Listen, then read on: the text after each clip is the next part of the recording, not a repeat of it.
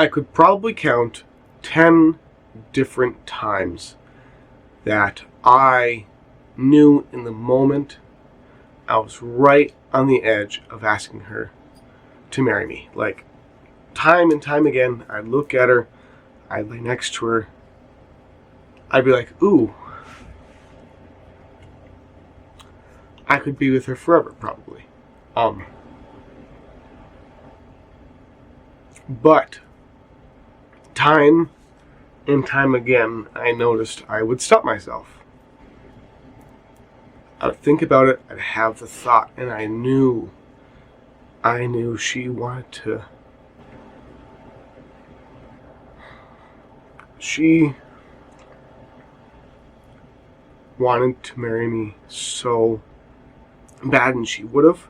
I could have asked probably at any moment, and she would have said yes.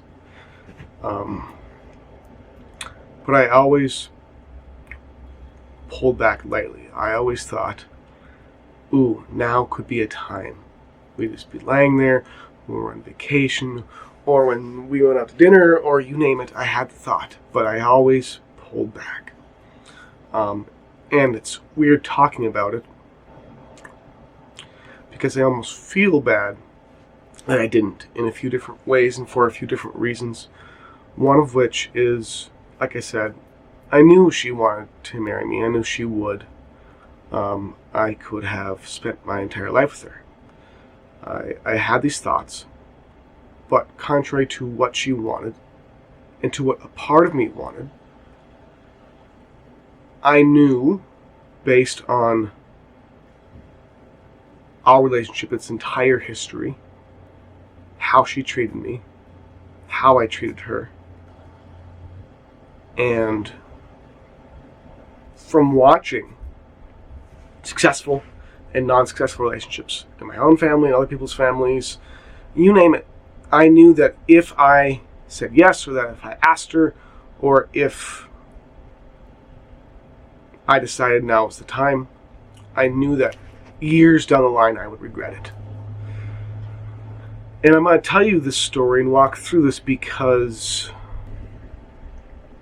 I don't want you making horrendous long-term mistakes that will affect your entire life because you decide to ask a woman to marry you. Because you decide, you know what, I'm just going to do it. I feel this way. I'm just going to jump in. Sure, that used to work a long time ago. You know, marriage rates were actually a lot more successful years and years and years ago for many reasons. Many that you could say. There's a lot of controversy around that. But in general, marriages last a lot longer, and people were together a little bit less longer before they'd even ask. And I kept waiting. And, you know, again, the point of this is not to say anything bad about one of my exes. It's to highlight the mistakes I made the entire time. And maybe some of the mistakes she made the entire time. And the things that I witnessed and realized and saw that kept me from asking her to marry me. And that should keep you from asking a woman to marry you. So I'm going to walk through a few different things. This video might be cut. I normally don't do cuts. But we'll see. So one of the main things that kept me from deciding, yes, I'm all in. I want to be with this woman forever. I want to marry her. I'm going to ask, like this again, like lying next to her or at dinner or any of these situations. What kept me from doing it was I would think about how she is with me. And if you want to have a family, you have to think about any woman you want to be with. How are they going to be with your children? Most likely it's how they're going to be with you. Because with having children with anyone, you know, things get a lot more complicated. Families get a lot more dynamic. There's so much more going on. There's so much more stress. There's so much more, any of these different things. So you have to almost imagine that with being with someone, how they treat you is only going to increase in its magnitude. Because there's so much stress and things going on with having children. Imagining what having children is going to be like with that person needs to be one of the most important aspects of your decision making when deciding to be with someone. Whether you're dating them, whether you want to date them long term, whether you want to potentially marry them, anything. That's what is one of the main things. Like, she would ask me all the time, like, when are you going to do it? When are you going to do it? When are you going to do it? And I felt so bad, but I knew, and I even told her, like, there's all these different things going on that if we can fix these, if we can work on these, if whatever, and that never happened. And one of them was how she treated me. I'm not going to go into too much detail, but I'll just say that to me, I was not treated the way that I deserved. I was treated badly, poorly, for the vast majority of our entire relationship. And because of that, you know, I kept waiting, just like everyone else does. I kept waiting and seeing and waiting and seeing and waiting and seeing, just like she was. I was waiting and seeing if things would get better, if things would change, if something would change. Because thinking about, for example, having like kids with her, I'm like, you know, if she's like this with me, she's always stressed out, always anxious all the time, has all these different issues going on. If she's like this with children, my children, our children together, what's that relationship going to be like? What's that relationship going to be like for the children? Not just for us, but for the children too. What's that going to be like? So, thinking about that, I always would stop myself. Among many things was, if we were to have kids, think about it. If you were to have kids with someone, how is your relationship going to be for you, for the children, and a combination of one another? What's going to happen next? Number two, what I want to talk about is seeing these red flags and knowing that how someone is generally, they most likely will continue to be. I know very, very, very, very, very few people who have ever changed their entire personality. Like, for example, come on, we got the dog here. Come on. For example, me. I'm a very, other than these videos, which are more serious usually, I'm very upfront, honest, kind of funny. I'm always smiling. I'm joking around. I love my cute little pup. All these different things. That's just kind of me. I will and always have been generally this type of person. You know, maybe my ethics have gotten stronger. Certain parts of me become more developed. You name it. I become more charismatic, more smart, and intelligent, wise about different things. But in general, I'm generally the same person. We have to realize when deciding if you are going to be with someone, if you're going to marry someone, think about asking that question, being with someone for decades or hopefully the rest of your life. What you have to think about is the things that they're like generally now. These things are going to generally always continue to be true. Just because we get married does not mean things are going to change. Your personality is not going to magically fix itself. All these things that, and most likely with kids, if they're negative, they're going to get worse. Unless you have a really good relationship with their person you want to be with. But in general, you have to trust. You have to learn to trust. Like I've talked about before, like your guts, your intuition, how you feel about someone and how they act and treat you. That's going to continue. So if they treat you really amazing, if they're always looking for ways to work together, to make the relationship better, to provide, to give to you, to be there for you, they're going to continue doing that. Always. Most likely they're going to continue doing that. Sometimes it changes, but most likely, generally, people keep and be the same person when you get married, when you have kids. And oftentimes we neglect and think that things are going to get better, things are going to change. No, generally, if the person is around the same type of person. So when you're thinking about a girl you want to be with, a girl you want to marry, think about all of these things that irritate you. We're going to go to the positives too. All these things that irritate you, that piss you off, that she does. Think about if this is going to be forever, and were to increase in its magnitude, would I be okay with that? Would that be a happy, successful, loving marriage with great kids that would see this and be motivated and inspired by that marriage? If the answer is no, you should not be with a woman. You should not ask her to marry you. Because so much of our relationships revolves around each other, revolves around our relationships with our children, revolves around the dynamic of a mother and father together. So think about how your children will perceive and see you, and how they will be affected by your continued relationship and you potentially marrying or being together with someone. 2, realize that, every part of the relationship is going to be generally the same. If you have a really good relationship, it will generally get a bit stronger. If you have a bad relationship or an okay one, it will generally get worse. That's generally the case across the board, like always. Now, I want you to think about how this person treats you, how you treat them, and what made me want to marry her. Like, again, I've talked about, like, she would always tell me, like, I want to marry you. Please ask me. When are you going to do it? You know, we were together for 4 years, which, you know, my range of wanting to marry someone is probably around 2.5. She's the only woman I think I've ever really strongly felt like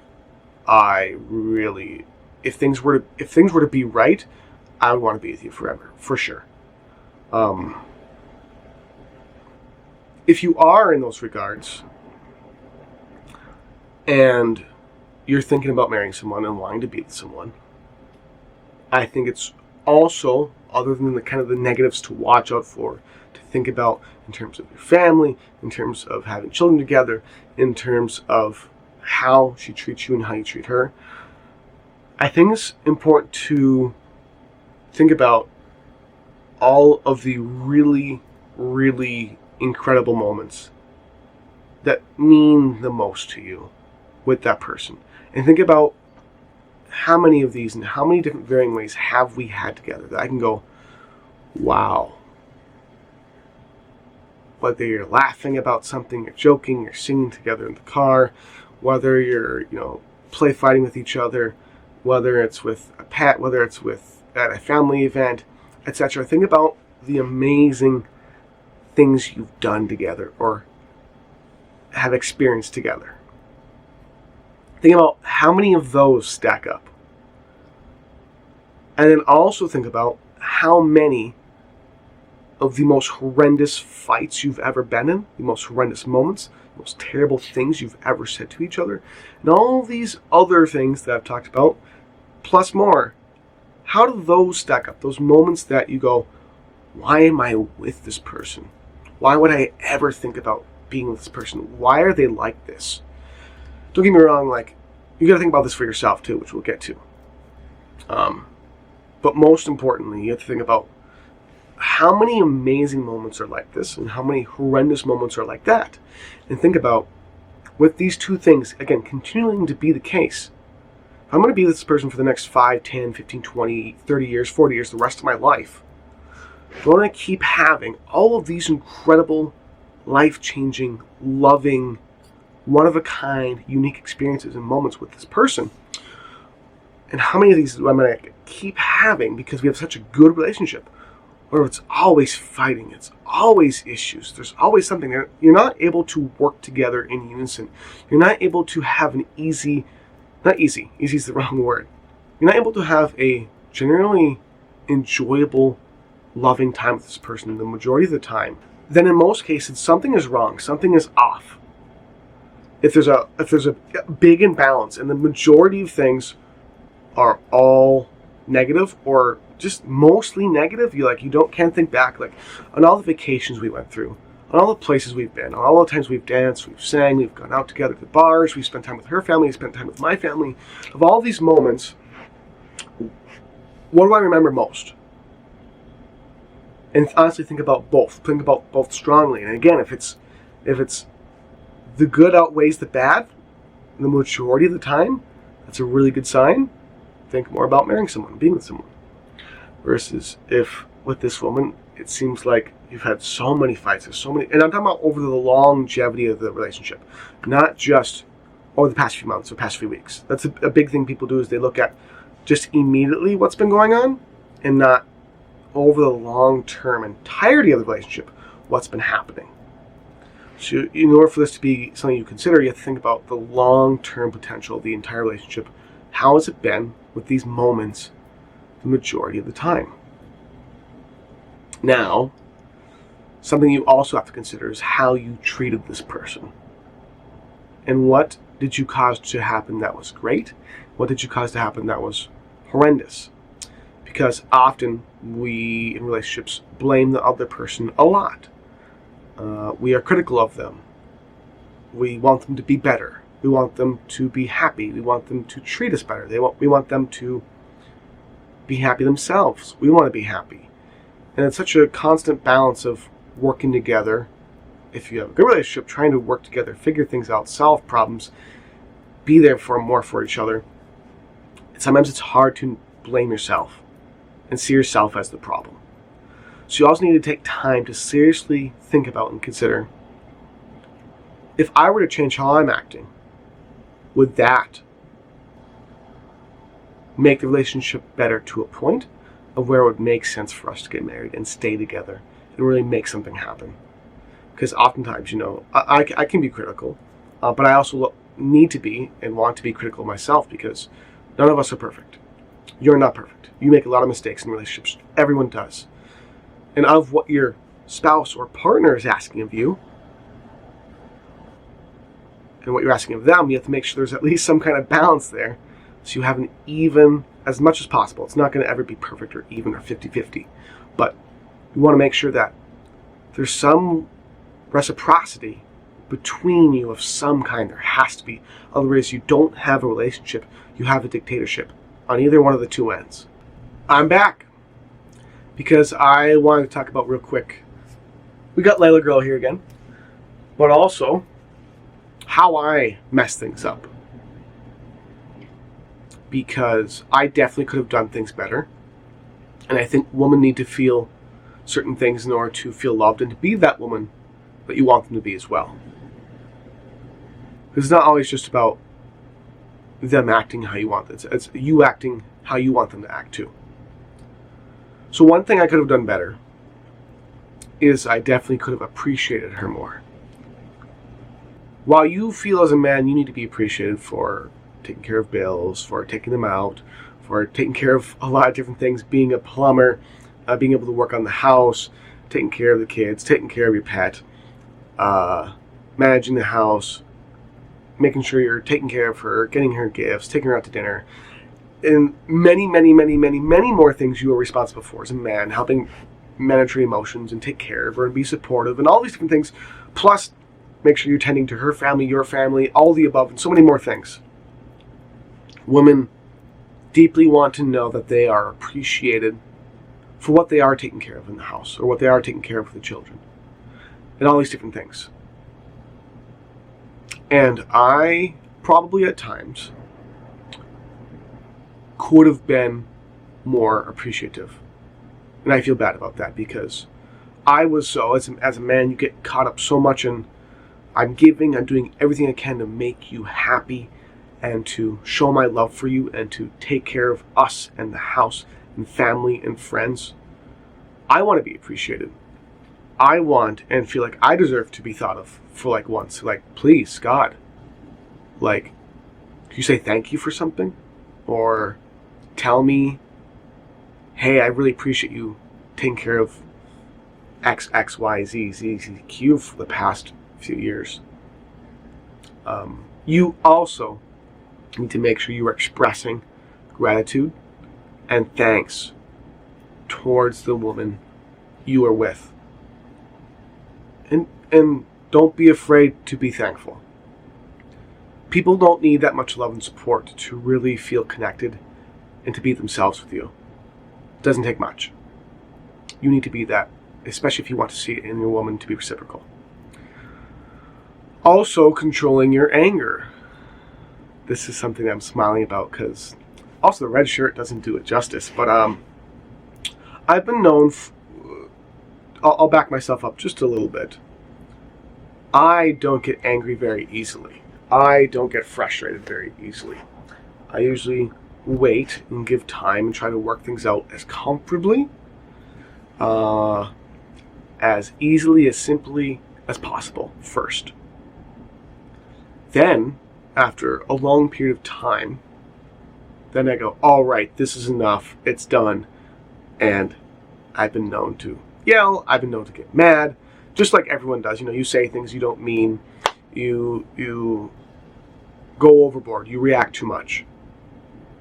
As a man, especially with a woman, when you are having issues and troubles, not overreacting, not fueling the situation with even more emotion than there already is, and maintaining, breathing, and handling every situation as balanced, as fair, and as even as you possibly can is going to be one of the keys to maintaining a healthy relationship. Sometimes I was good at this. Sometimes I was really great at this. But sometimes, as a man, you know this. Sometimes women can just push buttons in a way that is so frustrating, that is so angering, that makes you so confused and so mad. You have no idea why or how their brain even functions in the way it does.